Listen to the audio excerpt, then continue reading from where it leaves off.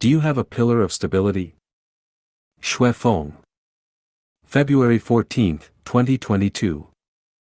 Are you feeling dazed? Is your mind unsettled? Do you see no clear path ahead? Are you anxious and restless? Do you feel as if no one answers when you call out to heaven or earth? If so, the issue lies with your pillar of stability. In Journey to the West, it is said that when Sun Wukong borrowed the Rui Jingu Bang, the golden cudgel, from the Dragon King of the East Sea and pulled it out, the entire East Sea, especially the Dragon Palace, shook. Why? Because the Rui Jingu Bang was the pillar of stability for the sea. With it, the waters remained calm; without it, they surged into chaos. Why has the United States remained stable for over 200 years? Because it has a pillar of stability, the separation of legislative, executive, and judicial powers, combined with media oversight. Without this pillar, America would not be what it is today; it might have turned into another Zimbabwe or Venezuela. Why was China, despite its poverty, relatively stable in terms of people's mental and emotional state from 1949 to 1976? Because China had a pillar of stability, Mao Zedong. Regardless of how history ultimately judges him, one fact remains: as long as Mao was in power, China remained stable. Historically, why did many royal courts delay announcing the death of an emperor? Because once the news got out, various interest groups would begin to stir, and chaos would erupt. This confirms that emperors were the pillar of stability in their time. Of course, we can call the US Constitution a pillar of national stability, and we can refer to Mao Zedong and certain emperors as pillars of the nation.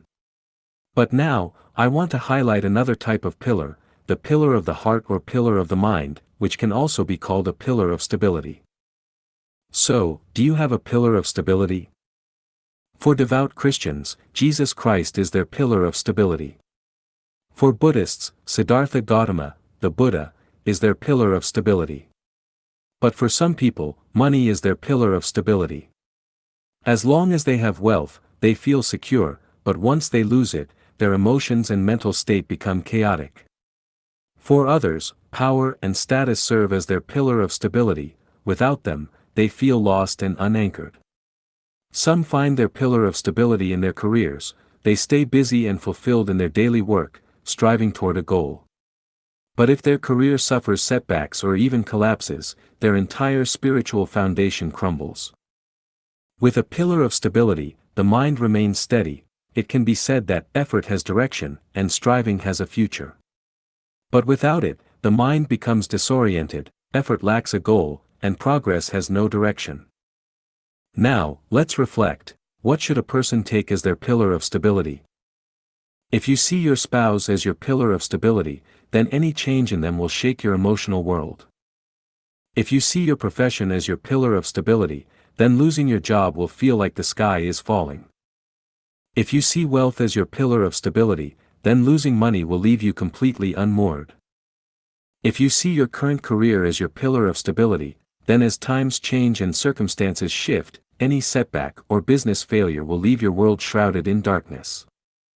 If you see your teacher as your pillar of stability, then if something happens to them, your worldview, values, and understanding of life will be shaken. If you see your country's president as your pillar of stability, then if they fall, your life will become chaotic and directionless. From this, we can conclude: the longer lasting your chosen pillar of stability, the better.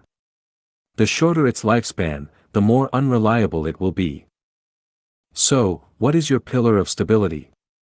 Do you have one? True feelings everywhere across the world. Xie Feng. January 31, 2025.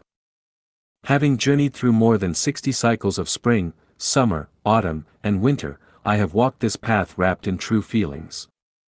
Whether in Africa or Oceania, Asia or North America, I have encountered genuine kindness and warmth wherever I have traveled. The true feelings I speak of here refer to emotions that are given freely and selflessly, without any ulterior motives or expectations of return. First and foremost, my parents embody true feelings more than anyone else. I have never sensed even the slightest trace of self-interest in their love and care for me. I have never felt that they expected filial repayment from me. My mother, in particular, always gave silently, never complaining, never asking me for anything.